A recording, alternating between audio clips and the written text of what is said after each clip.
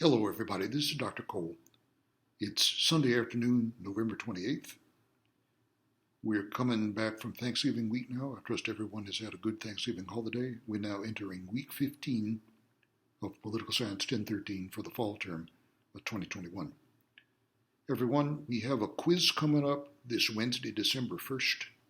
I want to say just a word to you about the quiz material because it's related to the issue of the legislative process in Congress, which is discussed in your last set of class notes for Unit 8.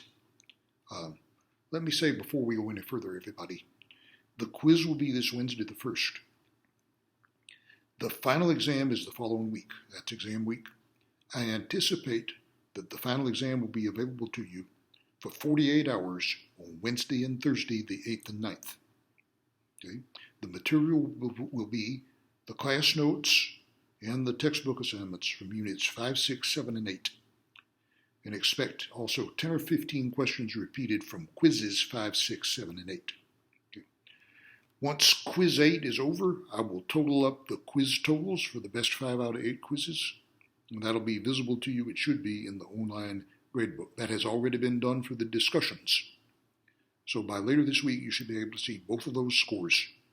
Your best 5 out of 8 quizzes and your best 5 out of 8 discussions. Okay, so quiz number 8 will be this Wednesday, December 1st. We anticipate the final exam will be the following week, exam week, on Wednesday and Thursday, the 8th and 9th for 48 hours. Grades then are due the week after that on Tuesday the 14th at noon. So any term papers should be submitted by the weekend after the final exam. I've corresponded with at least one student about a term paper topic. Remember, it's not required to do a term paper, but if you do a term paper, it may help you to raise your grade. We sent you out a lengthy document about the term paper with 10 suggested topics and research sources. So if there are any problems or questions about that or any other issue, please contact me as soon as possible, as well as about any makeup work, any quizzes you may have missed. If you've missed the midterm exam and you need to make that up, or if you've missed any discussions you would like to try to make that up somehow, please contact me. We're coming to the end of the term. Grades are due 2 weeks from this Tuesday, the 14th. So I will be speaking to you one more time a week from today, and that will be the last video message for the term before final exams. All right. So for the quiz on the 1st, we gave you 3 articles to look at. 2 of them discuss 2 senators. Okay, one article about Senator Manchin of West Virginia and one about Senator Sinema of Arizona. Now you may have heard those are 2 of the more conservative Democratic senators whose votes the Democrats need to pass their spending bill. But these senators look like they're holding out. They think they want to be careful that too much money is not being spent. So that potentially could hold up the Democrats' plans on passing a spending bill. Now, the 3rd article is from Politico.com, and it mentions a video that was shown back on television in the 1970s, I'm Just a Bill. Okay, now, I'm Just a Bill was a feature on Schoolhouse Rock.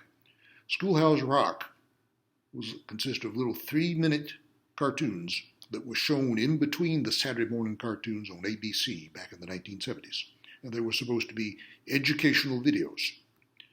This one in particular was about the legislative process in Congress. Now, your article has a link to the original Schoolhouse Rock video from back in the 1970s and also an updated video. So 2 videos for you to look at, 3 or 4 minutes each. So it won't take very long. You're not formally responsible for those on the quiz. You're only responsible for the text of the Politico article and the other 2 articles. But it will help you to look at those 2 videos. You may enjoy them. Now, what is the issue that's being raised here? I didn't know if the article itself was completely clear, so I wanted to talk to you a little bit about it. The legislative process has changed. The original video from back in the 1970s went through the legislative process pretty much in the same way as in the little chart that we put in your class notes. A bill starts out in subcommittee in the House or the Senate or both, and then goes from the subcommittee to the full committee to the floor of the House and Senate. Then any differences between the House and Senate are resolved in conference committee, and then it can go on to the president for signature or veto. That's the legislative process in a nutshell. But the legislative process has gotten more complicated because of the issue of the filibuster. Now, of course, the filibuster applies to the Senate. It's a rule of the Senate, so the Senate could change it if it so chose. But traditionally, any senator has been able, by taking the floor of the Senate without yielding it, has been able to hold up debate unless the Senate can generate enough votes to invoke cloture and stop the filibuster. It used to take a 2/3 vote, or 67 senators. A few decades ago, that was changed to a 3/5 vote, or 60. Okay.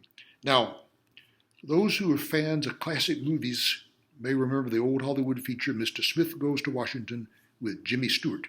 That goes back to the 1930s or 40s, I believe. Now, if you ever saw that, Jimmy Stewart, his character gets elected as a senator, and he filibusters on the floor of the Senate. The thing about it is, back in the day, that kind of thing was done in kind of an emergency situation only. If one senator felt the whole Senate was about to do something terribly wrong, that senator had the option of trying to hold up the business of the Senate until the matter was withdrawn, or they could get enough votes to invoke cloture. In the 60s, it very often was used by segregationist senators to block civil rights legislation. The thing about it is, nowadays, the filibuster has become almost routine. Any bill in the Senate about which there's any partisan disagreement at all will be filibustered. That means if you try to get a bill through Congress by using regular order, as they call it, starting it out in a subcommittee of either the House or the Senate or both, if there's any disagreement about that bill at all, once it gets to the floor of the Senate, it more than likely will be filibustered, and it will not pass, more than likely. So, practically speaking nowadays, if a bill is to be passed, there has to be some agreement among the leadership of the two parties in Congress before it begins to go through the regular legislative process. Well, that adds complications to the legislative process. Okay. So this is something that was not present in the Senate a generation or more ago. You may have heard, after the latest election, the Senate was evenly divided, 50 Republicans, 50 Democrats, with Vice President Kamala Harris holding the tie-breaking vote if there's a tie in the Senate. Okay. But the Democrats would need another 10 votes from 10 Republicans to break a filibuster. Okay. So once again, to get a bill passed, these days it's very helpful to have bipartisan agreement in advance before the bill begins to make its way through the legislative process.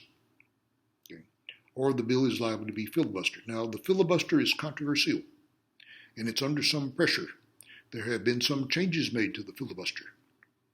And the video and the article that you'll be looking at mentions some of this. You may no longer filibuster any nomination, all the way up to and including the nomination of a Supreme Court justice when there's a vacancy on the Supreme Court. Furthermore, the Senate, in its wisdom, decided that since we need to pass the budget every year, you may not filibuster the budget or any matter that's considered budgetary. Okay. And when a matter is taken up that way, to avoid the filibuster, that's called the reconciliation process. And that's mentioned in your class notes and also the article that you will be reading. Okay. If it's brought up under reconciliation, it may not be filibustered because that's considered a budgetary matter. And you may not filibuster the budget. Now, the video and the article you'll be looking at mentions the office of Senate Parliamentarian, which was an obscure office until recently. It's a woman who holds the position now. She may be called upon to make a ruling from time to time about whether a matter is budgetary or not. If it is budgetary, it's so ruled, it may be brought up under reconciliation and may not be filibustered, otherwise not. That sometimes puts a lot of pressure on the Senate Parliamentarian. Okay. The video also mentions the term vote-a-rama. Now, the thing about it is, even if a matter is brought to the floor of the Senate under reconciliation and may not be filibustered, amendments may still be offered, and sometimes a series of amendments is offered in an attempt to hold up the bill, even if it cannot be filibustered. And so the Senate has to vote on those amendments one after the other after another, and sometimes they will stay up all night to take care of things like that, and that is known as a vote-a-rama. Right? So that's an important change that in effect has been made to the legislative process because of the partisan division in the Senate and the fact that it's very often difficult to get support for a bill in the Senate so that it may be passed without being filibustered. It may require bipartisan agreement among the leaders of Congress before a bill begins to work its way through the regular legislative process. That would include Speaker Pelosi, Minority Leader McCarthy in the House, and the two Senate leaders, at this time Majority Leader Senator Charles Schumer and Minority Leader Mitch McConnell. Those leaders may have to agree on the substance of a bill before the legislative process begins. On the infrastructure bill, there was a bipartisan infrastructure framework.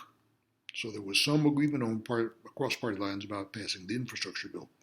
There's no such agreement about this larger spending bill, which you may have heard referred to as the Build Back Better bill, right?